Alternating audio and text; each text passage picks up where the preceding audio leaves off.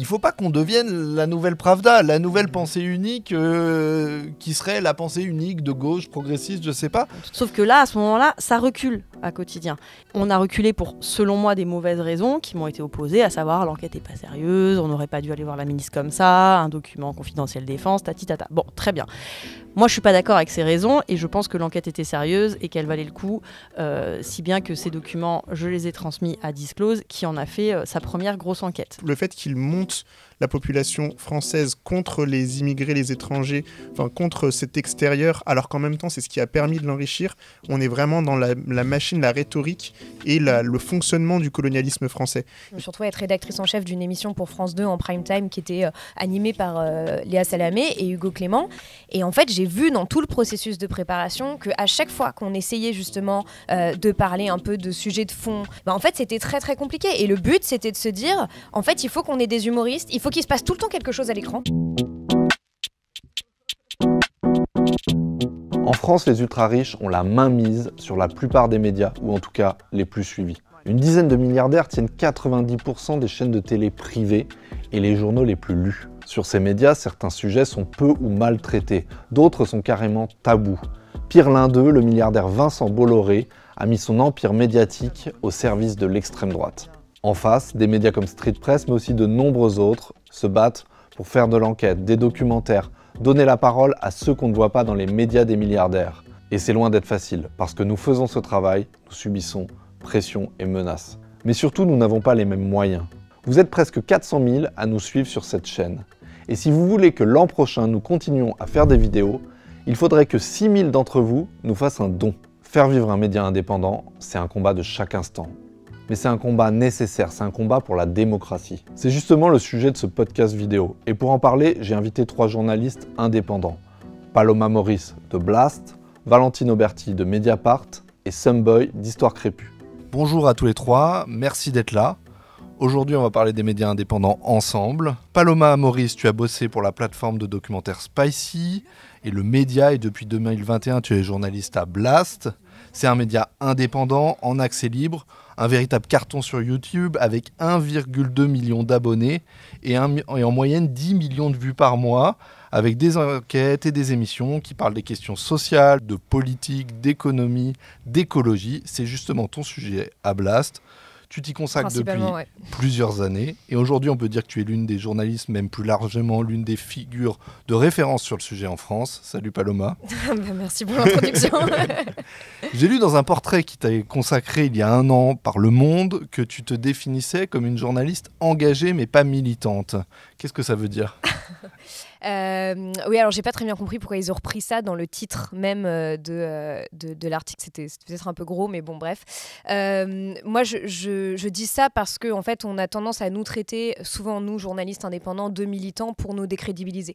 Et je pense pas du tout que c'est une mauvaise chose d'être militant en soi. Je pense simplement que c'est un mot aussi qui a été beaucoup dévoyé en fait dans l'espace public et qu'il est assez connoté, il est connoté négativement. Et bon, pour le moment, on n'a pas forcément le temps de se le réapproprier dans son sens. Donc c'est pour ça que par exemple moi j'utilise plus le terme activiste d'ailleurs pour parler de militants écologistes ou autres, et parce qu'en fait je ne milite pas pour un parti, je ne suis pas partisane, je ne milite pas pour une cause, hein. L'écologie n'est pas une cause, je le répète en permanence, mais ça nous concerne toutes et tous, mais je considère que je suis engagée, c'est-à-dire que je ne suis pas neutre face au sujet que je traite et que je défends une certaine vision du monde et certaines valeurs, justement comme la justice sociale, comme la démocratie, comme justement les valeurs profondément écologiques en quelque sorte. Et une phrase qui pour moi résume assez bien ça d'Alice Coffin, c'est qu'elle dit la neutralité c'est la subjectivité des dominants. Donc la neutralité n'existe pas et moi j'assume de ne pas l'être. Voilà. Et on a l'impression on demande jamais aux journalistes de BFM s'ils sont neutres, on ne demande jamais à Dominique Seux, qui est un journaliste qui parle d'économie, s'il est neutre, alors qu'il est loin d'être neutre. Mais ils sont engagés pour autre chose. Voilà, ils peuvent être engagés pour l'économie de marché, pour le statu quo. Enfin voilà, c'est un autre genre d'engagement. Exactement. Valentine, tu es journaliste d'investigation et documentariste. Tu as notamment co-réalisé On achève bien les gros, qui est toujours disponible, je crois, sur Arte. VOD sur Arte, ouais, tout à fait. Je l'ai vu, c'est un super documentaire. Et Média Crash, qu'on trouve sur Mediapart, sur la concentration des médias. C'est justement l'un des sujets qui nous occupe aujourd'hui. Tu es directrice éditoriale de Mediapart. Mediapart, le plus grand média d'enquête de France, détesté par les milliardaires et les politiques corrompus. Depuis votre création en 2008, vous multipliez les révélations. L'affaire Kadhafi, c'est vous. L'affaire Cahuzac, c'est vous. Les prêts russes à Marine Le Pen, c'est aussi vous, etc. Salut Valentine. Salut. Avant Merci de bosser... pour la présentation élogieuse de Mediapart. C'est le but, on est là pour se faire plaisir. Avant de bosser à Mediapart, tu étais à Quotidien avec Yann Barthès. Tu passais à la télé, tu étais une star, tu as même une fiche Wikipédia. Qu'est-ce qui t'a poussé à partir à Mediapart, un média indépendant ? Eh bien, l'impression d'être arrivé au bout de l'expérience à Quotidien, où j'ai vraiment passé des super années de reportage et d'enquête. J'insiste sur le mot enquête parce que j'ai sorti des infos là-bas et j'avais toute la liberté de le faire. Et je trouvais ça assez chouette d'être dans une émission très grand public avec une large audience pour pousser des sujets qui me paraissaient importants. Au moment de l'affaire Fillon, la transparence de la vie publique, des sujets liés au Rassemblement national. Hein. Pour le coup, à Quotidien, il y a une ligne assez claire, c'est que c'est pas un parti comme un autre, et donc et qui était blacklisté d'accès, etc. Interdit d'accès. Ça avec Street Press. Exactement, et Mediapart, comme quoi il y a une logique dans tout ça. Et donc voilà, il y avait pas mal de sujets politiques notamment qu'on pouvait porter à l'antenne, et ça me semblait être d'intérêt public et d'intérêt général, jusqu'au jour où j'ai considéré que c'était moins possible de le faire et que du coup j'arrivais un petit peu au bout de l'expérience, et donc c'était une suite logique pour moi de retourner à Mediapart où j'avais déjà fait un passage il y a plus de 10 ans pour développer là-bas les contenus vidéo. Someboy, salut. Salut. Tu es fondateur en 2020 d'Histoire Crépue, média antiraciste qui raconte l'histoire coloniale de la France pour éclairer l'actualité. Cette année, vous passez un cap important. Vous avez lancé une grande campagne pour financer plus de contenu, plus d'émissions et d'autres formats sur Twitch, YouTube et Instagram. Et cette campagne est un véritable succès. Plus de 3200 personnes vous soutiennent chaque mois. Bravo. C'est le signe que ce que vous faites avec Histoire Crépue passionne. Toi, tu n'es pas journaliste de formation, on va dire. Pas du tout. Qu'est-ce qui t'a poussé à lancer un média, et ce média en particulier ? Moi, en fait, je viens pas du tout des espaces de journalisme. Effectivement, je viens plutôt à la base de l'art contemporain, donc rien à voir. Et aussi d'espaces un petit peu plus militants sur les questions décoloniales et antiracistes. Et en fait, je me suis rendu compte que je savais créer des contenus, de la vidéo, de l'image, transmettre des informations, mais qu'il manquait en fait un espace pour vulgariser toutes ces histoires. Et je voyais plein de médias, je regarde Mediapart bien sûr, Street Press, Blast, je regarde tous ces médias et je me disais, il y a peut-être encore besoin d'une proposition encore un petit peu différente, même si ces sujets sont abordés dans tous vos médias, qui vraiment soient concentrés sur ces histoires et sur ces paroles antiracistes. Et donc c'est dans ce sens-là qu'on s'est lancé du coup 2020, aujourd'hui 2024. Merci aux gens qui nous soutiennent vraiment. Ça a été énorme et on ne s'attendait pas à avoir autant de soutien. Et donc on va pouvoir se déployer encore plus en prenant exemple sur tout ce que vous avez fait précédemment. Mais oui, disons-nous du bien les uns des autres. Qu'est-ce que Personne ne le fera pour nous. C'est sûr. Qu'est-ce que vous racontez sur Histoire Crépue ? C'est quoi les sujets, les formats que vous abordez ? En fait, ce qu'on raconte, c'est on essaie de lire l'actualité en prenant en compte le fait qu'il y a une histoire coloniale qui structure les rapports qui existent dans le monde, mais aussi qui est à la base de ce qu'on appelle le racisme et les discriminations raciales, et qui est quelque chose de toujours très présent dans la société, dans la manière dont la société fonctionne. La société reste aujourd'hui racialisée, et les rapports entre ce qu'on appelle pays du Sud et pays du Nord sont des héritages de cette histoire coloniale. Donc nous, en fait, on parle d'actu, mais en incluant cet héritage historique qui souvent est un angle mort de la plupart des médias. Et par exemple, on l'a vu avec des petits moments de buzz. Il y a eu l'affaire du haka en Polynésie, pardon, pas en Polynésie, en Nouvelle-Zélande. Donc il y a eu l'affaire du haka en Nouvelle-Zélande il y a quelques jours, où il y a une députée qui a fait un haka en plein Parlement. Et on a pu recontextualiser ça au regard de l'histoire coloniale de Nouvelle-Zélande. Pareil, Macron, quand il dit qu'ils sont complètement cons en parlant des politiques haïtiens, on a pu recontextualiser ce qui pose problème ou en quoi cette déclaration s'inscrit dans une longue histoire coloniale. Donc ça va toujours être ça, regarder l'histoire, regarder l'actualité et partir de ce point de départ pour ouvrir sur une meilleure compréhension de notre histoire commune, en fait, puisque l'histoire coloniale, c'est une histoire qui connecte tout l'ensemble de la planète. Et justement, sur cet événement, donc rappelons Emmanuel Macron, il y a une conversation qui est captée, en fait. Exact. Il ne s'adresse pas directement à un média, il dit qu'est-ce qu'ils sont cons d'avoir changé de gouvernement en parlant des Haïtiens. Alors après, il va essayer de dire que non, il ne parlait pas des Haïtiens, il parlait des politique C'est haïtien. C'est assez étrange.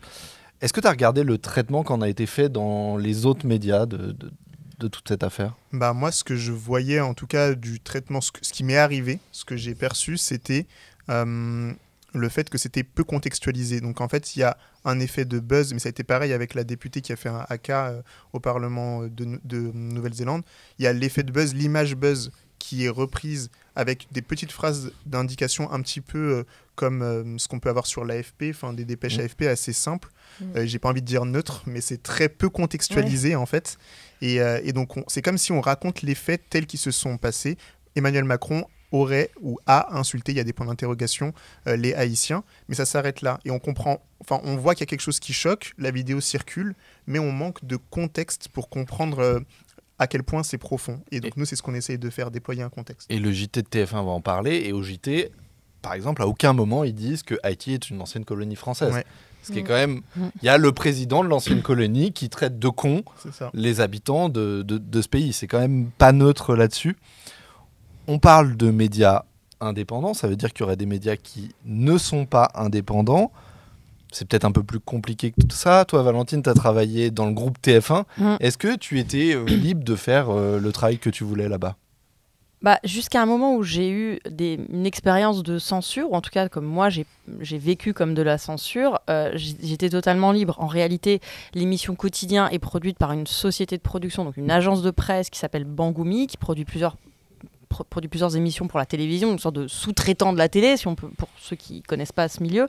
Et donc, le lien avec la tutelle, c'est-à-dire le diffuseur, était franchement assez lâche, quoi. C'est-à-dire qu'on n'avait pas tous les 4 matins, enfin, en tout cas, je ne le savais pas. Et si c'était le cas, très bien, c'est-à-dire que j'ai été protégée de ça.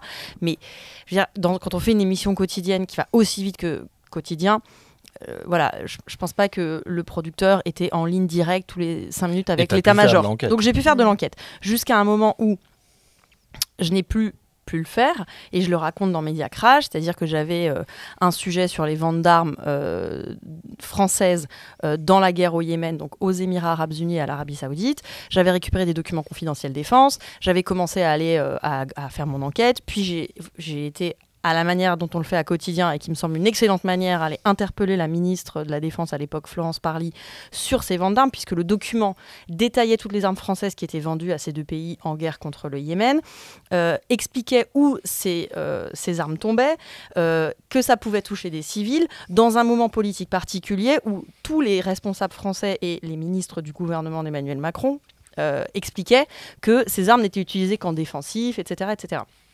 Donc ce document venait totalement contredire la version officielle. Et d'intérêt public. Et d'intérêt public, bien sûr. Donc je vais voir la ministre. Évidemment, branle-bas de combat, panique. Le ministère commence à faire pression sur nous en expliquant qu'ils vont déposer plainte, violation du secret de la défense nationale. Tout ça, je le comprends, c'est vrai. Tout ça est vrai. Sauf que là, à ce moment-là, ça recule à Quotidien. Et donc, c'est là où moi, j'ai considéré que c'était dommage et on a reculé pour, selon moi, des mauvaises raisons qui m'ont été opposées, à savoir l'enquête n'est pas sérieuse, on n'aurait pas dû aller voir la ministre comme ça, un document confidentiel défense, tati-tata. Bon, très bien.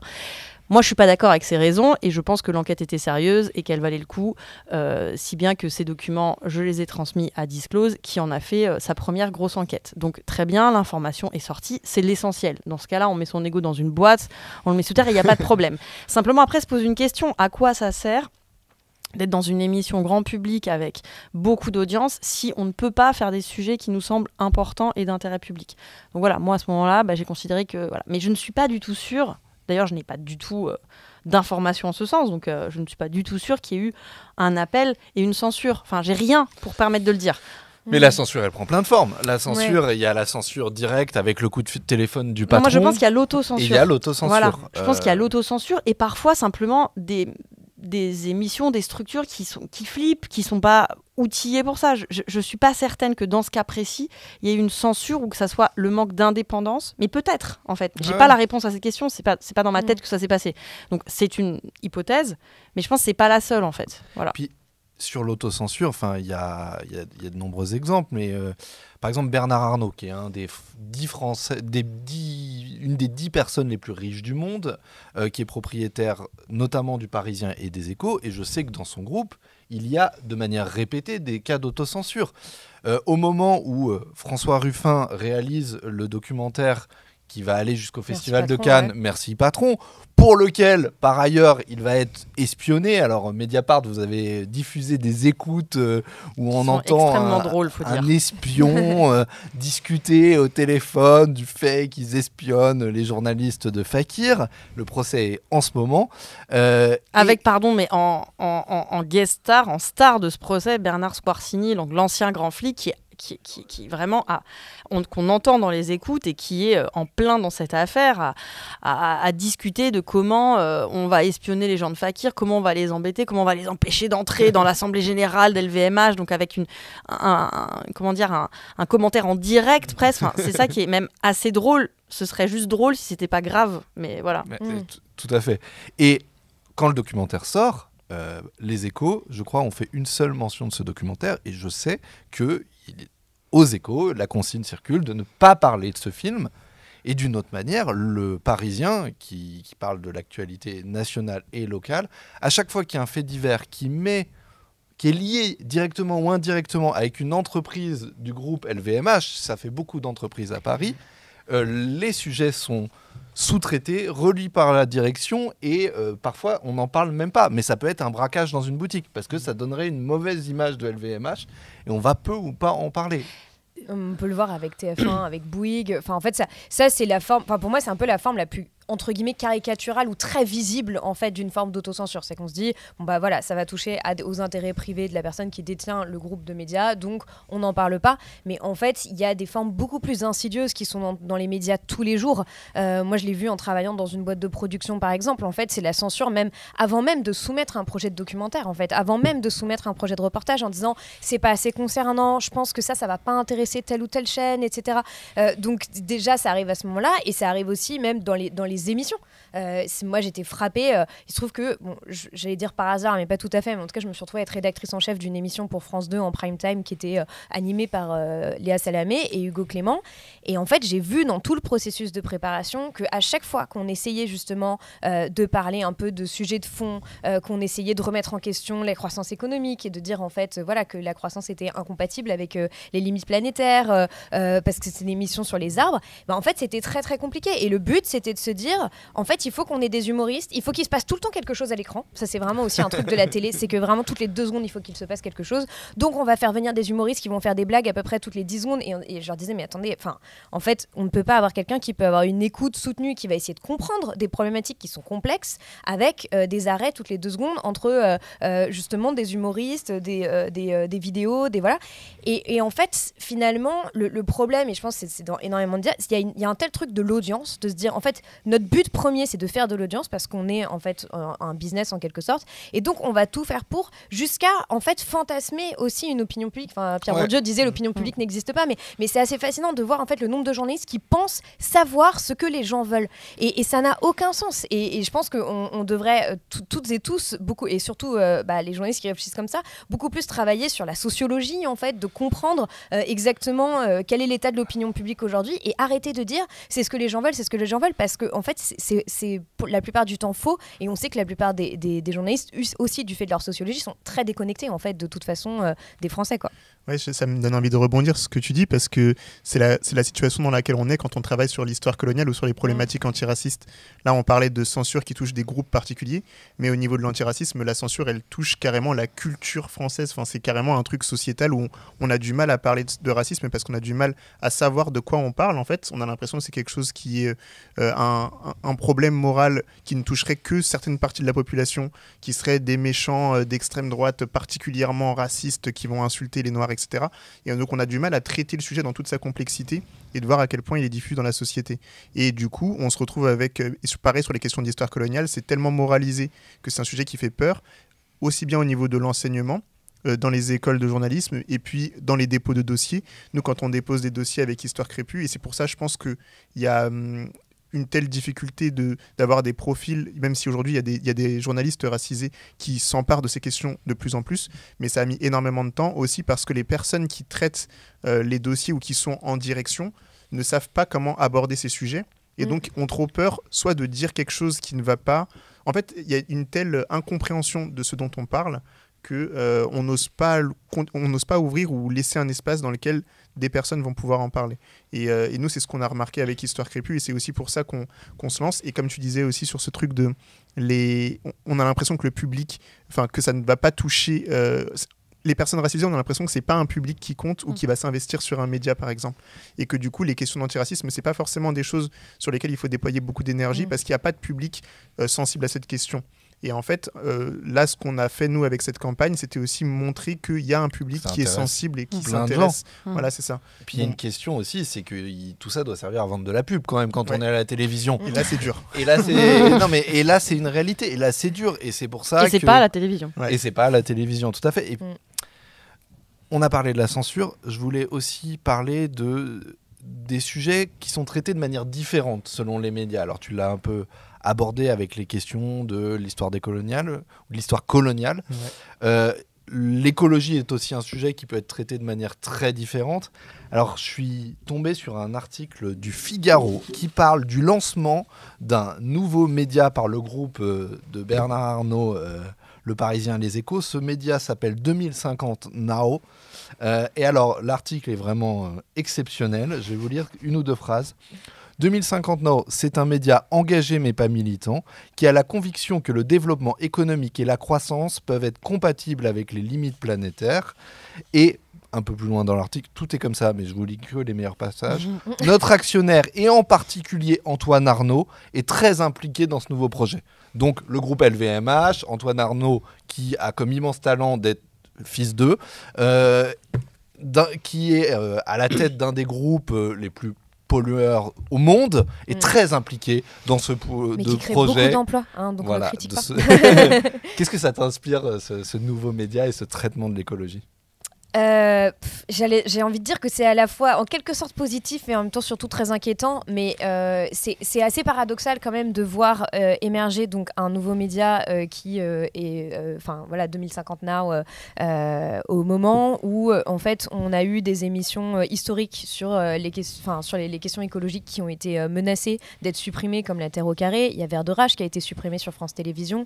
Il y a énormément d'émissions qui sont sur les luttes sociales et écologiques qui sont aussi parties de Radio France, donc c'est quand même assez paradoxal de se dire que le service public en fait délaisse quand même un peu ces sujets-là, pas totalement mais un peu, et que de l'autre côté on a des médias privés qui vont aller sur l'écologie. Je pense qu'il ne faut pas non plus être totalement naïf sur ce qui est en train de se passer, c'est-à-dire que moi j'ai regardé un petit peu, déjà il y a très peu de contenu pour le moment, c'est des articles très courts, un peu Startup Nation, sympa, etc. C'est un peu de dire voilà, l'écologie c'est cool, nous on va vous parler de solutions, et ils reprennent en fait aussi tous les termes qu'on utilise nous depuis des années sur justement l'importance de parler du journalisme de solution qui est un journalisme qui est très sérieux en fait, qui est pas juste un journalisme bisounours, c'est de traiter les solutions à des problèmes systémiques comme des enquêtes en fait, comme un journaliste d'investigation.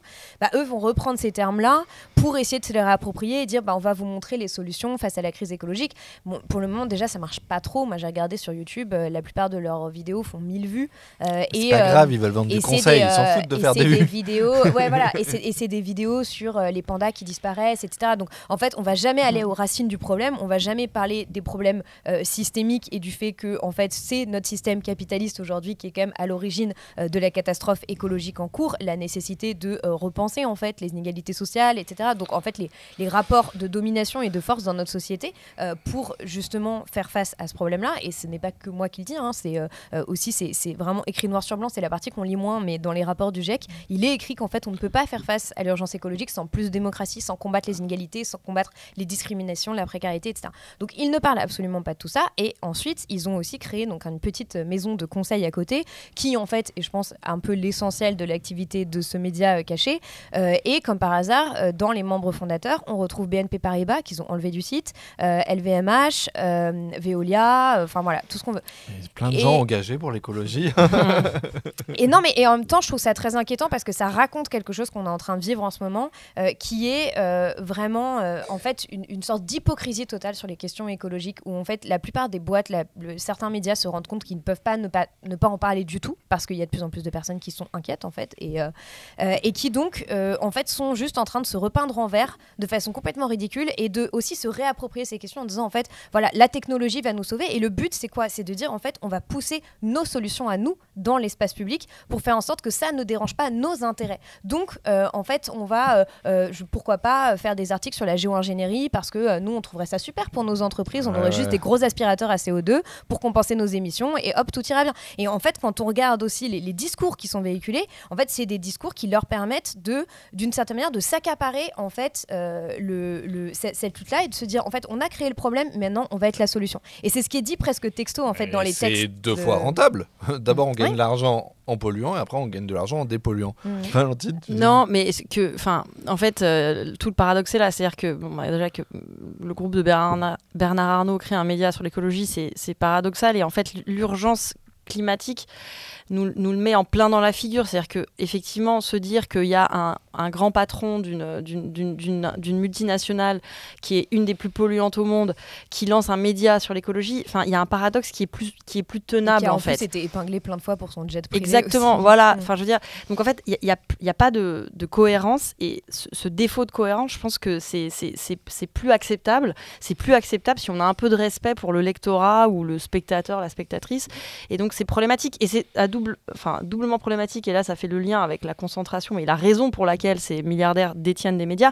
Mais récemment, Bernard Arnault c'est la lettre A qui l'a révélé, placé sur liste noire tout un tas de médias, dont Mediapart, mais aussi l'Informé, donc fondé par son gendre, Xavier Niel. Tout ça est cocasse, mais a donc écrit un mail à l'ensemble de ses salariés pour dire qu'en fait on ne répondait plus à toute une liste de médias sous peine d'avoir des soucis, en fait. Donc je veux dire, c'est ça sa conception du journalisme, de l'information, du contradictoire, de la liberté de la presse. Donc en fait voilà, c'est encore une fois, si c'était pas grave, ce serait drôle, quoi. Mais pour finir sur ce sujet de la censure, on est très souvent confronté à des gens qui refusent de nous répondre, mais surtout qui ont consigne de la part de leur hiérarchie de ne pas nous répondre. Je sais qu'à un moment, Street Press, la préfecture de police avait donné consigne à son service communication de ne pas nous répondre.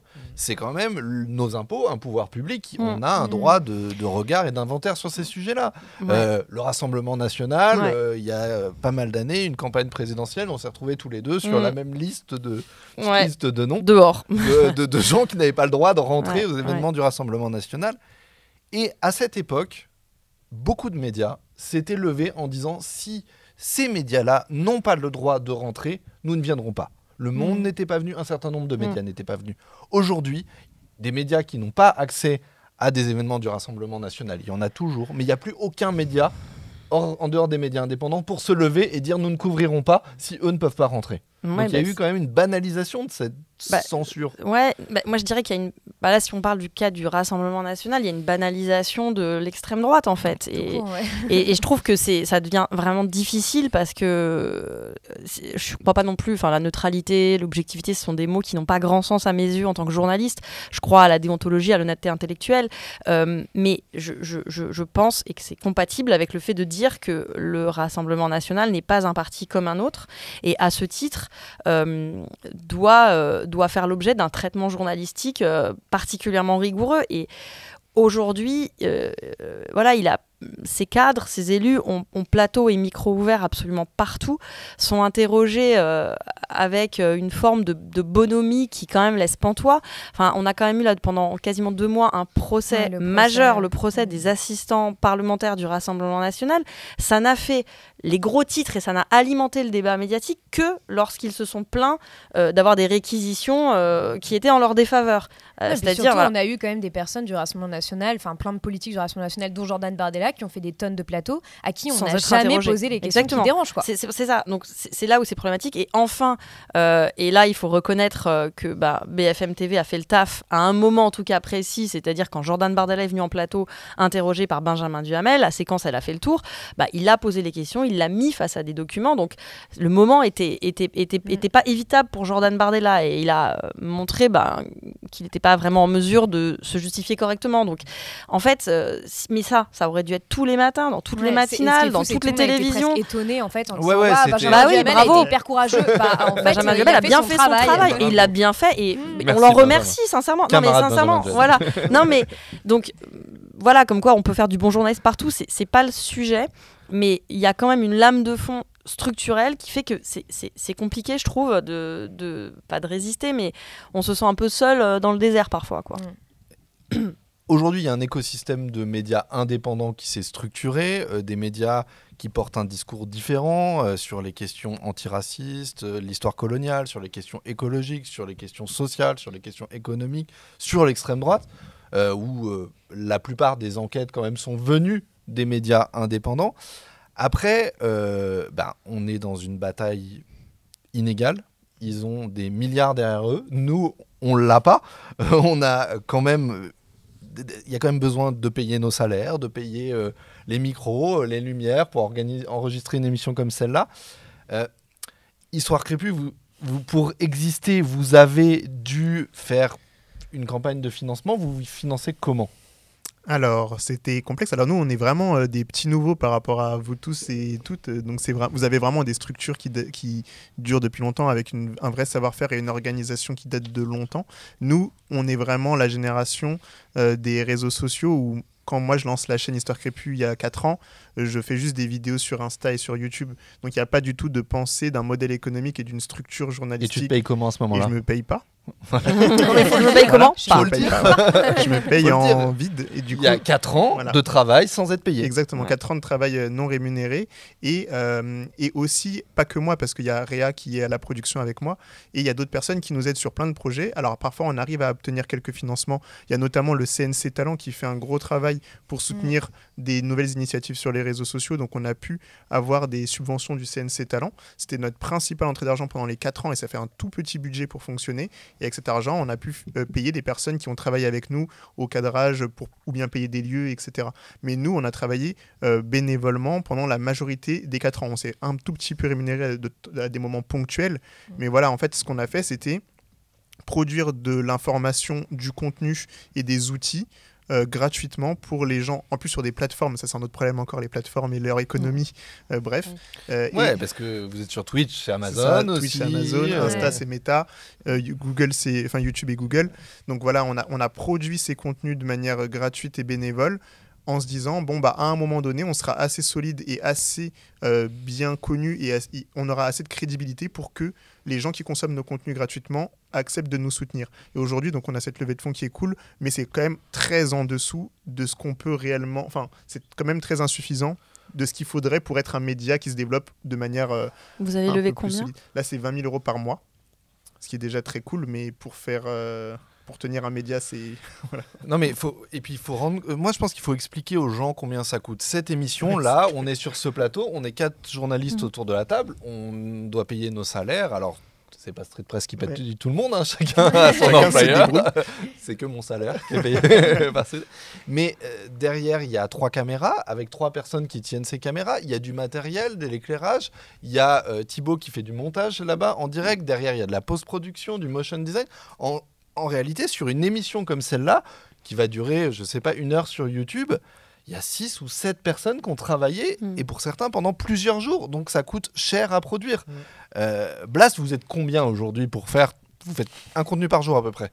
Une à 2 vidéos par jour, sachant que on a aussi des formats qui vont en gros de 15 minutes à 1 heure, même plus d'1 heure. Donc c'est aussi beaucoup de montage. En gros, en temps plein, en équivalent temps plein, on est à peu près une 40aine. Mais en fait, on a beaucoup d'intermittents qui travaillent avec nous parce que tous les monteurs et les monteuses sont des intermittents. Et disons que par semaine, on a au moins 6 monteurs, monteuses qui travaillent en même temps. Parce que en fait, ils roulent d'une vidéo à l'autre. Et en général, c'est 2 jours de montage pour une vidéo, en moyenne. Et ensuite, il y a aussi toutes les personnes qui travaillent en pige pour nous, qui sont en indépendant et qui collaborent en fait régulièrement avec Blast. Donc oui, ça fait des gros frais. Entre 30 et 50 personnes vivent grâce à Blast. Exactement. Et sachant qu'en plus, nous quand on fait une émission, c'est pareil, on a un ingé son, on fait du mixage son sur chacune de nos vidéos. Il y a toutes les personnes qui gèrent les réseaux sociaux. Donc en fait, oui, simplement sur une vidéo Blast, il va y avoir au moins presque 10 personnes qui vont être qui vont être mobilisées à un moment ou à l'autre du processus. Et c'est pour ça que moi, ce que j'aime beaucoup d'ailleurs avec les gens qui soutiennent Blast, c'est que souvent ils sont très conscients de ça. Et ils nous disent pas merci à la journaliste ou aux journalistes, ils disent souvent merci à l'équipe. Ouais, et je pense qu'il faut pas oublier que c'est une équipe. Et Blast, nous on a aussi on a des visages qui apparaissent plus que d'autres et qui sont devant la caméra plutôt que derrière. Mais en fait, c'est un travail collectif et il faut pas l'oublier, quoi. Et je sais pas si tu as en tête à peu près combien c'est une année de Blast en termes de chiffre d'affaires, de revenus. Alors Mathias, le directeur des programmes, me disait que là, sur les derniers mois, on était plutôt sur à 200 000 euros par mois, un peu plus, mais c'est aussi parce qu'on est en train de préparer notre déménagement. Parce qu'on change complètement de locaux, parce que nos locaux justement sont trop petits pour accueillir toutes les personnes là, et qu'on a besoin d'avoir 2 studios différents. Mais là, en fait, on est en campagne depuis le mois de septembre. En fait, tous les ans, on est en campagne depuis notre lancement, qui était d'ailleurs en 2021, donc tu vois, on est plus jeune que toi. Incroyable. Mais bon, après, on était beaucoup plus nombreux à l'origine, c'est aussi ça la différence, et on a fait un financement participatif. Un background et une histoire, vous aviez des connaissances sur ce... Parce que là, ce que tu dis, je trouve ça important aussi à rappeler pour les gens qui, comme moi, viennent plutôt pas des espaces de journalisme, c'est que moi, je faisais tout seul, genre community management, montage, écriture, et après, j'ai compris à quel point c'est des jobs séparés. Et en fait, on se rend compte quand on est dans l'économie des réseaux, des petits réseaux, c'est qu'on fait le taf de 10 personnes en permanence, en fait, production, tout. Et mais moi, j'ai aussi, ça m'arrive de le faire à Blast, et je l'ai aussi beaucoup fait dans d'autres médias qui avaient moins de moyens avant, où je tournais, je montais, j'écrivais, et bon. Mais en même temps, je pense que aussi, c'est hyper important de savoir un petit peu faire chacune de ces tâches pour se rendre compte de ce que ça signifie, en fait, et du travail que c'est, et respecter le travail des autres. Valentine, à Mediapart, vous êtes combien à peu près ? Même à Mediapart, où on est les gros autour de cette table, on fait plein de trucs différents, et je suis d'accord, ça aide à bien comprendre. Alors nous, on est à peu près 130 salariés, dont une soixantaine de journalistes, donc temps plein CDI, plus un réseau de pigistes, donc de journalistes indépendants qui fournissent des articles ou des contenus qu'on paye à la tâche, quoi, d'une certaine manière, et puis quelques intermittents aussi pour toute la partie vidéo, donc avec du montage, des personnes qui sont en régie pour nos émissions. Voilà, donc c'est ça, une soixantaine de journalistes, ce qui peut paraître gros pour une rédaction, mais en comparaison du monde où ils sont, je sais pas, à 500 cartes de presse, on est tout petit, quoi. Voilà. Non, c'est ça. Et après, il y a, pour payer tout ça, à Street Press, on est à peu près 20 permanents. On compte, l'an prochain, ça va être grosso modo un tout petit peu moins de 100 000 euros par mois qu'il faut sortir. Alors, nous, comme Blast et comme Histoire Crépue, on se base principalement sur les dons. Donc ça demande beaucoup d'énergie aussi, parce qu'il faut convaincre les gens. Alors il faut faire vivre une communauté. Il faut convaincre les gens de nous faire les dons. Mediapart, vous avez fait le choix de l'abonnement. Il faut aussi convaincre les gens de s'abonner. Et de rester. Et puis, on voit Mediapart comme une success story. C'en est une, mais je sais que ça n'a pas toujours été facile. Qu'est-ce qui a fait que vous avez un peu cassé le plafond de verre ? Est-ce qu'il y a eu une enquête qui a fait exploser ? Est-ce qu'il y a eu un moment ? Alors, j'espère pas dire de bêtises parce que j'ai pas été là tout au long de l'histoire de Mediapart, mais je crois que l'affaire Cahuzac, donc qui intervient début 2013, a été vraiment un moment de bascule, en fait. Rappelons ce que c'est en deux phrases. Donc l'affaire Cahuzac, c'est l'affaire incroyable du ministre du budget sous François Hollande, socialiste, qui en fait a un compte en Suisse non déclaré. Et qui en parle que son téléphone est dans sa poche, et qui laisse un message sans faire exprès. À une source, et qui ment devant et ça devient une affaire d'État, parce que il ment devant la représentation nationale avec cette fameuse formule je n'ai jamais eu et je n'aurai de compte en Suisse, voilà. Les yeux dans les yeux. Les yeux dans les yeux, en bloc et en détail. Donc je nie en bloc et en détail. Donc voilà, et en fait, ça a été un moment, je crois, très difficile pour Mediapart, parce qu'il y a eu toute la phase où on réclamait des preuves, et où personne, en fait, la profession même ne croyait pas Mediapart. Donc il y avait des vents contraires pour venir à la rescousse du ministre du budget, jusqu'à ce que les choses finissent par être implacables. Ouais, et à la fin, quand même, une révélation, une affaire d'État. Alors après, avec Mediapart, vous en sortez une tous les 6 mois d'affaire d'État. Mais celle-ci, il faut dire. On se lasse. Quand Mais, on parle de nos différents médias indépendants, on nous demande souvent, mais pourquoi vous travaillez pas plus ensemble ? Il n'y a pas un événement organisé par Street Press, je pense que c'est pareil pour vous, où on nous dit, mais pourquoi vous faites pas des choses les uns avec les autres ? Mais alors, pourquoi on travaille pas plus ensemble ? On fait du mieux qu'on peut, je pense. Après, on vient de l'expliquer, on reste des toutes petites équipes, plus ou moins grosses. Je sais pas, moi, je crois pas qu'il y ait de soucis. Je pense juste qu'il faut qu'on déjà, continue, qu'on le fasse. D'ailleurs, on le fait, voilà, c'est ça. Et quand il y a eu la dissolution au début de l'été et qu'on a organisé, je pense qu'on était tous autour de la table. Enfin, voilà, on a tous participé aux événements Place de la République. Donc, on a pu montrer qu'à des moments très critiques, on était capable de se mettre ensemble et de façon hyper rapide et très nombreux. Il faudrait faire perdurer ça. Tous nos médias exactement. Aussi, en même temps, les débats, les concerts, etc. Et je pense qu'on l'a aussi fait chacun à notre manière. Donc c'est ça qui était intéressant aussi, c'est que chacun a eu sa valeur ajoutée. Et moi je pense qu'il faut déjà rappeler quand même qu'on est hyper complémentaires.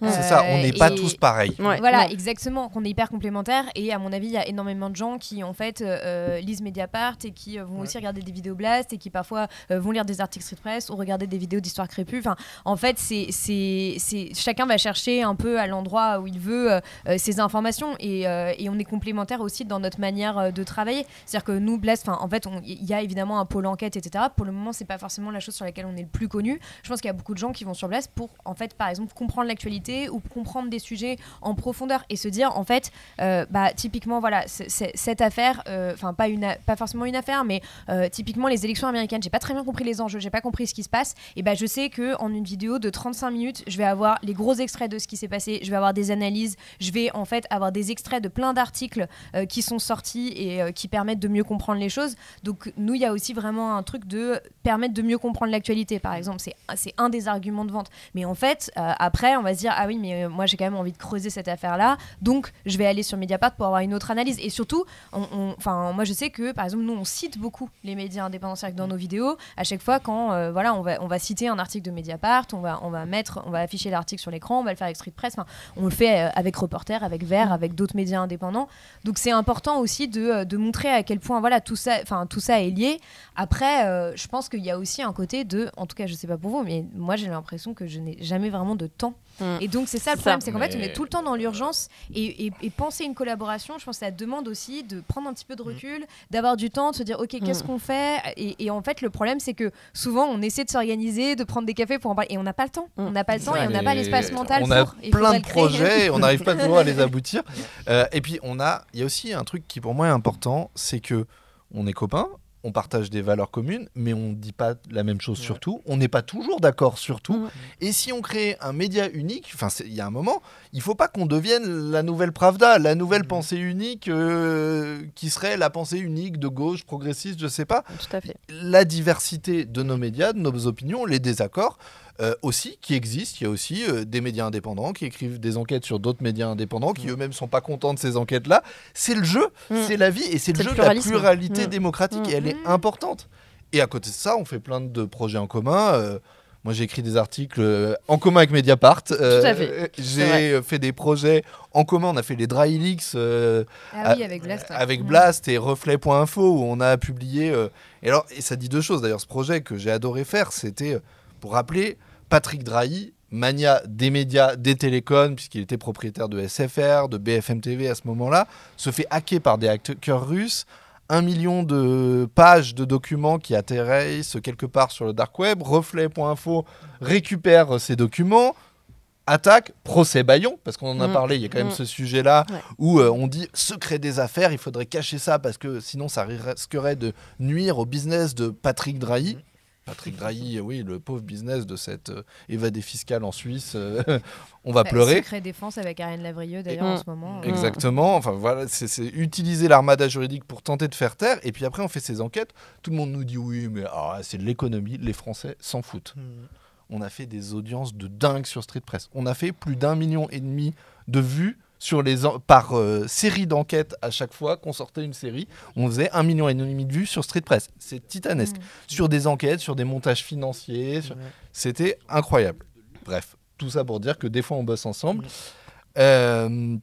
Je perds le fil de Je vais peut-être rebondir sur tout ça. Nous, par exemple, avec Histoire Crépue aussi, la complexité, c'est de se dire comment est-ce qu'on se structure et on arrive à structurer une pensée, en fait, à être le reflet de diverses pensées antiracistes pour gonfler aussi avec cet angle-là précis et ensuite être plus solide pour collaborer avec d'autres médias. Parce que souvent, ce qui se passe, c'est qu'on peut avoir des journalistes même des personnes qui prennent la parole, que ce soit dans les espaces médiatiques ou dans les espaces militants, qui vont, quand on est trop isolé, trop peu nombreux de personnes racisées qui travaillent sur ces sujets, vite se faire écraser, pas dans le sens négatif, mais vite perdre beaucoup d'énergie dans la façon dont on va déployer notre discours et puis se retrouver à s'allier, genre les 3 personnes noires du groupe vont se retrouver à s'allier face au reste pour faire entendre une idée, alors qu'en réalité on a des idées diverses. Et du coup notre objectif avec Histoire Crépue, c'est d'être cet endroit où les diverses voix antiracistes peuvent s'exprimer pour ensuite être plus à l'aise pour collaborer plus facilement avec tous les autres médias qui sont déjà beaucoup plus implantés que nous. On vient de le dire, les médias indépendants, on a des différences, on a aussi des valeurs communes. En face, je dis en face, à côté pour certains, il y a des médias qui sont moins indépendants, ou en tout cas qui appartiennent à des milliardaires. Et dans le lot, il y a Bolloré. Bolloré, c'est quand même un nouvel animal, quelqu'un qui est arrivé et qui a dit « Moi, j'ai un projet politique, je l'assume. Ce projet politique, c'est de mettre au pouvoir l'extrême droite. » Alors il s'est dit Zemmour, pas mal. Marine Le Pen, si elle arrive à se mettre d'accord avec Ciotti, parce que je voudrais quand même qu'on reste bien libéral, qu'on soit vraiment sûr, c'est mon projet, et il défend ça. Et derrière, on assiste à une extrême droitisation des autres médias. Je ne sais pas si vous partagez ce constat. Est-ce que vous, comme moi, vous voyez un glissement de médias qui étaient libéraux sans être d'extrême droite, qui aujourd'hui laissent de plus en plus de place aux pensées réactionnaires ? Ouais, et peut-être que le truc c'est que comme le système médiatique, là je parle de l'audiovisuel notamment, est entre les mains de milliardaires et qu'il y a une course à l'audience, que en fait on fonctionne avec des pages de pub, le mode en fait de financement c'est lié à la publicité, donc à l'audience. En fait, il y a une façon de se tirer la bourre entre CNews qui dépasse BFM. En fait, la ligne éditoriale, du coup, est fixée en fonction du concurrent, quoi. Donc, c'est là où, en fait, c'est diabolique. Et c'est là où le fait d'être détenu par un milliardaire qui a des intérêts privés, voire politiques, c'est le cas de Bolloré, mais je pense qu'en réalité, c'est le cas de tous les autres. Bernard Arnault, il n'a pas acheté des médias comme il l'a prétendu au Sénat par pure philanthropie. Personne n'y croit, en vérité. Dit que c'était pour faire plaisir à ses parents. Voilà. Tout ça, c'est une belle blague. En vérité, tout ça, c'est s'acheter de l'influence. Donc, c'est là où, pour moi, il y a un problème. C'est que ça se fait... Là, il se trouve que c'est avec un dessin idéologique favorable à l'extrême droite, mais c'est pas plus acceptable non plus quand il s'agit de la doxa libérale, etc. Donc, en fait, voilà, c'est là, pour moi, la définition d'un média indépendant, c'est un média qui ne sert que l'intérêt public, les informations d'intérêt public, et qui n'est pas possédé par des personnes qui ont un intérêt privé. Et donc là, c'est le contraire, en fait. Que ça soit Bernard Arnault, Patrick Drahi, en son temps Xavier Niel, Dassault, Bolloré, et Pierre-Édouard Stérin, voilà, tout ça, ce sont des personnages Saadé, qui certains nous inquiètent plus parce que l'extrême droite a un projet néfaste pour la démocratie, et pire, mais en fait, c'est le cas de tous. Non, mais ce qui est terrible aussi, c'est que je trouve que ça, en fait, on a du mal à le réaliser à quel point c'est insidieux. Mais je pense que même il y a 5 ans, on regardait la teneur en fait de ce qui se disait dans des chaînes d'information en continu, et aujourd'hui, on serait choqué de voir la différence, de voir ce qui est acceptable ou pas. Et typiquement sur ce que tu disais sur le fait que, en gros, CNews et BFM se talonnent sur le fait d'être la chaîne d'information en continu la plus regardée en France. Maintenant, ça fait quand même plusieurs mois que CNews est clairement au-dessus.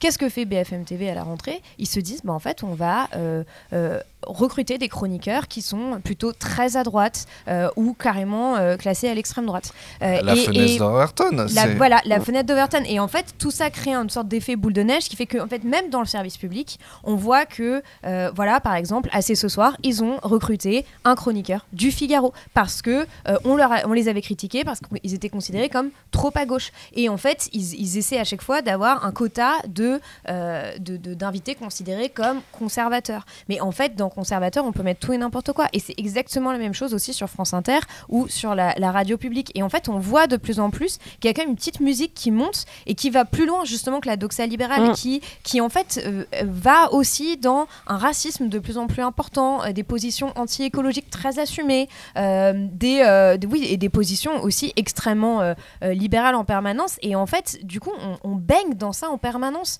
Et quand en plus on se balade dans la rue et qu'on passe devant des kiosques de journaux et qu'on voit par exemple le nouveau magazine Frontières, ancien livre noir qui s'est lancé et qu'on voit en énorme Bardella et Marine Le Pen avec écrit 2027, en fait, c'est assez terrifiant parce que c'est absolument partout et qu'au bout d'un moment on se rend même plus compte de ce qui devrait nous choquer en fait, et ce qui aurait pu nous choquer il y a 10 ans si on nous avait juste montré ça sorti de son contexte. Et je pense que c'est là aussi qu'il y a une importance en fait d'avoir des médias indépendants qui vont à la fois permettre d'avoir du recul sur ça, de comprendre en fait les logiques qui sont derrière et les intérêts aussi qui sont servis par cette ouverture de la fenêtre d'Overton à l'extrême droite, et aussi de pouvoir remettre en fait les faits sur la table et de permettre aux personnes de réfléchir par elles-mêmes et de ne pas être en permanence en train de pointer par exemple l'immigration comme le seul problème que la France aurait, quoi. Bolloré a décalé à l'extrême droite très loin ce qui est acceptable. Enfin, on a parlé des événements de République. Donc on a organisé conjointement les médias indépendants, des organisations de la société civile, deux grands rassemblements place de la République. Il y a eu des dizaines de milliers de personnes qui sont venues. Et à un moment, il y a un groupuscule d'extrême droite qui s'appelle Némésis, qui est un groupuscule identitaire, qui est un groupuscule raciste, qui est venu interrompre cet événement, qui était un événement festif, pacifique, avec des pancartes. Elles ont... moi, j'ai eu très peur. J'étais sur un coin de la Seine à ce moment-là. C'est un collectif qui se dit féministe, je précise. Oui, voilà. C'est un collectif. Mais qui ne relève en fait les violences faites aux femmes que quand elles sont commises par des étrangers. Donc, voilà. Et à ce moment-là, j'ai eu peur que la foule les lynche. Vraiment, j'ai été paniqué. Heureusement, ça s'est bien passé. Elles ont été exfiltrées un peu de manière musclée, mais il n'y a pas eu de coups sur elles qui ont été portés. Et le lendemain, il y a la machine Bolloré qui s'est mise en place. On a vu Alice Cordier, qui est la leader de Némésis, qui est allée chez Cyril Hanouna. On les a vus, tous les médias Bolloré se sont mis à en parler pour créer un contre-discours. Quand on invite des gens qui sont des militants d'un groupuscule extrême droite, à droite du Front National ou du Rassemblement National, à côté de ça, les Républicains, c'est un groupe de centre-gauche, quoi, quasiment. Donc tout le paysage médiatique se déplace, et la question qui se pose, c'est est-ce que nous, on doit encore aller sur ces plateaux ? Est-ce que toi, tu irais sur le plateau de BFM TV, par exemple ? Voilà, grosse question, hein, je ne sais pas. Je dois avouer que je ne sais pas du tout. On m'a jamais proposé ça. Moi, je l'ai fait, hein, je sais pas. Non, c'est pour ça que je dis, je te sais jette pas l'opprobre. Hein. Ça dépend vachement en fait de l'angle ou de l'affaire sur laquelle on m'inviterait, tu vois. Et moi, ce que j'essaie de faire tout le temps, c'est d'en profiter pour redéployer du contexte autour de ce qu'on est en train de faire et de ce qui est en train de se passer comme actualité, donc ce contexte colonial. Donc si ça peut me permettre de déployer ça, j'irai, mais si je vois que c'est pour autre chose, j'irai pas. Mais juste, j'en profite pour rebondir sur Bolloré. En parlant de contexte colonial, ce que je trouve intéressant, c'est que à la fois, il a la main mise sur plein de médias qui ont une grosse influence ici en France, mais il faut pas oublier qu'en partie, sa fortune s'est construite sur Bolloré Logistique, qui est en fait le fait qu'il ait racheté des entreprises d'import-export colonial. Donc à l'époque coloniale, il y avait la France avait installé des infrastructures qui permettaient d'exporter les matières premières d'Afrique jusqu'en Europe avec des chemins de fer et des ports et ensuite des compagnies maritimes, notamment la Delmas Vieljeux qui est basée à La Rochelle. Et donc cette compagnie maritime transportait les ressources jusqu'en France ou dans le reste du monde. Bolloré a racheté ça quelques années après la fin de la colonisation, intégré au groupe Bolloré Logistique. Ça fait partie des choses qui l'ont enrichi, mais aujourd'hui... Canal+ et l'influence de Bolloré sur le continent africain reste très forte aussi. Ça, c'est un truc qui est assez impressionnant. Au-delà de la métropole, Canal+, dans les anciennes colonies françaises, reste un des principaux canal par lequel les gens reçoivent les informations, que ce soit CNews ou autre. Et du coup, il y a une influence qui est à la fois sur la population métropolitaine de France et à la fois dans les anciennes colonies, dans lesquelles il a eu des intérêts, même si aujourd'hui il a revendu ses activités, en tout cas ses activités portuaires. Mais voilà, il y a tout ça qui est connecté et qui place vraiment Bolloré comme un des acteurs de ce qu'on appelle le néocolonialisme et de cette connexion. Et donc le fait qu'il monte la population française contre les immigrés, les étrangers, contre cet extérieur, alors qu'en même temps, c'est ce qui a permis de l'enrichir.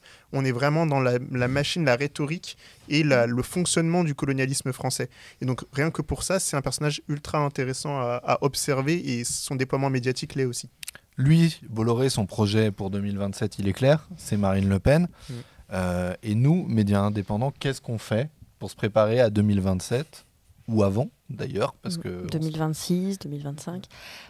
Je sais pas. En tout cas, je pense que plus que jamais, le journalisme est utile, même si on l'a vu avec l'élection, la dernière présidentielle américaine, où Trump a donc été élu pour un second mandat, et il a été élu en disant absolument n'importe quoi. En fait, c'est possible d'être élu en disant n'importe quoi, donc des choses fausses, en ayant des propos racistes, en ayant des propos misogynes. Et en fait, je pense qu'il faut regarder ça en face. C'est-à-dire qu'il ne faut pas se dire « Ah, ben c'est n'importe quoi, c'est fou, les gens, tout ça ». Non, et de dire qu'il n'y a pas de projet politique. En fait, c'est un projet politique que de dire n'importe quoi, des choses racistes et des choses misogynes. Et il y a un électorat pour ça. Et donc, il faut prendre au sérieux ce projet politique et pas tomber des nues tous les matins quand on entend, quand on lit son dernier tweet, etc. Et donc, ce que je veux dire par là, c'est que on a devant nous une grande responsabilité en tant que journaliste. Nous, à Mediapart, on a basé notre travail sur l'investigation, les faits et la capacité de leur donner un contexte, une perspective et de les analyser. Et du coup, les faits me semblent être une base assez importante pour écrire des choses. Ça paraît basique dit comme ça, mais en fait, quand on parle de médias comme Frontières ou d'autres, il y a quand même tout un tas de médias qui racontent n'importe quoi sur tout. Donc voilà, je trouve que c'est un peu une bonne base. Et je voudrais juste rebondir sur aller à BFM ou pas et jusqu'où on va, etc. Il peut y avoir des lignes rouges, mais je trouve que c'est un débat qui pour moi n'est jamais fermé, que de savoir à qui on parle et pour leur dire quoi. Avoir un rond de serviette sur BFM pour aller commenter l'actualité, tout et n'importe quoi, sans avoir aucune expertise sur rien, c'est non. Y aller pour expliquer une enquête qu'on a pu faire ou amener une autre façon de présenter des faits, je trouve que ça peut être intéressant, mais ça se discute en fait à chaque fois. De toute façon, il faut qu'il y ait une présence médiatique des voix qu'on peut représenter, parce qu'on est aussi surtout des intermédiaires. Faut pas oublier, notre métier de journaliste, c'est de donner la parole à des gens, de porter des regards différents, de faire des pas de côté, de mettre en lumière ceux qu'on n'entend pas ailleurs. C'est aussi de révéler ce qu'on nous cache, c'est tout le modèle de l'enquête, c'est de remettre en contexte aussi tous les événements d'actualité. Et pour ça, il faut porter cette parole sur ces médias. Il faut aussi que nos médias grandissent, parce que voilà, on a des médias qui ont pris de la force, on fait des vues, on fait de l'audience, on est beaucoup plus puissant que nous l'étions il y a 10 ans, et ça c'est une force et c'est quelque chose qui pourra jouer d'ici à 2027. On l'a vu au moment des législatives. Les enquêtes de Mediapart, les enquêtes de Street Press, l'écho donné par nos différents médias, par Blast, par Histoire Crépue à ce moment-là, sur tout ça, a peut-être contribué à faire basculer en partie, au moins certaines circonscriptions au moment des législatives. Donc les médias indépendants sont importants, donc abonnez-vous, donc faites des dons, c'est la page publicitaire, vous m'avez vu arriver. Mais c'est important, on a besoin de ça pour exister, et c'est vraiment un enjeu fort, et il faut que les gens comprennent ça, je pense, parce que aujourd'hui, on est des structures petites, moyennes, un peu grosses, mais bien moindres, on l'a dit, que l'armée de journalistes. Je sais pas où je vais là avec l'armée. Pas sûr. Quand même, je critique, mais je vous considère quand même pas comme une armée. Mais en tout cas, il y a besoin de cette force-là. Donc, soutenez tous ces médias, les indépendants, Street Press et les autres. Mais pardon, désolé, je te coupe dans ton envolée, mais je voulais juste dire, en fait, justement, moi, ce que j'ai trouvé très intéressant avec la période législative, c'est que ça a montré, en fait, à quel point c'était essentiel qu'il y ait des médias indépendants pour justement revenir aux faits, parce qu'on entendait tout et n'importe quoi. Il y a énormément de gens, par exemple, qui, quand Macron a dissous l'Assemblée, ne comprenaient pas ce qui s'était passé, ne savaient pas qu'il y avait eu des élections européennes. Il ne faut pas oublier qu'il y a énormément de personnes qui ne votent pas dans ce pays, etc. Et en fait, d'avoir des médias qui permettent de comprendre, de remettre en contexte justement ce que ne font franchement pas beaucoup malheureusement de grands médias, à part évidemment voilà, les plus connus, et de permettre de comprendre la complexité de l'actualité. Moi je sais qu'il y a beaucoup de gens à ce moment-là qui nous ont dit que voilà, ils avaient vécu sous assistance respiratoire grâce à Blast au moment de cette période qui était aussi hyper anxiogène, faut pas l'oublier, avec une multiplication des actes racistes, des violences, des insultes, etc. Donc pour moi on doit continuer aussi à être cette assistance respiratoire, mais peut-être un peu plus que ça, parce qu'on n'a pas non plus envie que la plupart des citoyens sont maintenus sous assistance respiratoire, et que pour ça, en effet, il va falloir qu'on soit beaucoup plus puissant, et on sous-estime notre puissance, et je pense qu'on l'a comprise aussi au moment des législatives, notamment dans ce qui s'est passé à République. C'était hallucinant en fait de voir la place de la République noire de monde, en se disant tout ça n'a été organisé que par des médias indépendants, et c'est notamment ce que disent Maxime Massé et Pierre Plotu dans leur livre Pop Fascisme, où ils parlent de comment l'extrême droite a gagné la bataille culturelle sur Internet. Ils précisent bien qu'elle a gagné la bataille culturelle, mais qu'elle n'a pas gagné la guerre. Et en fait, qu'aujourd'hui, il y a une fachosphère qui existe, tu la connais très bien, Mathieu, mais il y a aussi en fait une progressosphère, on va dire, en quelque sorte, qui existe, mais qui s'ignore, et qui en fait est beaucoup, beaucoup plus puissante. Avec Blast, pendant les législatives, en même pas 2 semaines, on a fait 25 millions de vues en cumulé. C'est quand même beaucoup pour un média qui existe que depuis 3 ans. Je dis pas ça pour me jeter des fleurs, mais j'ai juste ça pour... En fait, ça raconte quelque chose. Et je pense que ça, il faut qu'on soit plus puissant, et donc il faut qu'il y ait un maximum de personnes qui nous soutiennent, mais aussi qui en parlent autour d'elles. C'est-à-dire qu'en fait, on brise aussi certains plafonds de verre, que ce soit plus considéré comme, je sais pas, qu'un truc de militant, par exemple, de regarder Blast. Je sais que c'est déjà plus le cas, parce que je vois la diversité des personnes qui viennent me parler ou qui sont nos abonnés. Et après, la dernière chose, et ça, moi, j'ai pas encore la solution, mais je pense qu'il y a une vraie fatigue informationnelle, qu'elle a été très accentuée par ce qui s'est passé à la rentrée, en fait, avec la nomination de Michel Barnier, et qu'il y a beaucoup de gens, en fait, qui ne veulent plus suivre l'actualité. Il y a une sorte de passion pour la politique au moment des législatives, et que là, en fait, il y a énormément de personnes qui en ont marre. Nous, on le voit même dans nos audiences sur certains sujets qui vraiment baissent par rapport à d'habitude. Moi, je le vois singulièrement sur l'écologie. On est à un moment où il y a presque jamais eu autant de propos climato-sceptiques tenus sur CNews, et à côté de ça, c'est plus difficile d'intéresser sur la question écologique parce qu'elle n'est tout simplement pas dans le débat public. Et je pense que justement, un des enjeux auxquels on peut essayer de répondre en tant que média, c'est comme vous le faites avec Mediapart sur des enquêtes, mais en fait aussi sur d'autres choses, c'est dire comment est-ce qu'on va imposer certains sujets dans le débat public, et on va arrêter de laisser en fait dicter le débat par des médias privés qui en fait veulent qu'on parle d'immigration et de sécurité toute la journée. Comment est-ce qu'on va parler des vrais sujets, des besoins des Françaises et des Français, et faire en sorte qu'on ait des conversations justement démocratiques sur tout ça, quoi. Et puis je pense qu'il y a tout un tas de gens qui n'adhèrent pas au projet du Rassemblement national. Il y a une survisibilisation aussi des propos racistes, des propos haineux, mais je vois à Street Press, et je pense que vous tous c'est pareil, on reçoit des dizaines, des centaines de messages de soutien, des messages positifs qui font vraiment plaisir. On voit aussi que des sujets qui sont refusés par les médias un peu plus classiques, chez nous font des excellentes audiences, intéressent les gens, des formats, on entend partout qu'il faut faire court, il faut faire vite, il faut faire du zapping. Et en fait, on a des formats longs qui marchent très très bien, des formats où on va au fond des choses, où on explique, des enquêtes qui sont très fouillées. Et ça marche et ça intéresse les gens. Donc il faut, comme tu dis, porter ces sujets-là, les défendre. Et je pense qu'il y a des gens qui sont intéressés par ça. Merci à vous, merci à eux. On arrive à la fin de cette émission. Je peux dire juste un truc sur 2027. Vas-y, rajoute. Je voulais ajouter un truc sur 2027. Tu es candidat.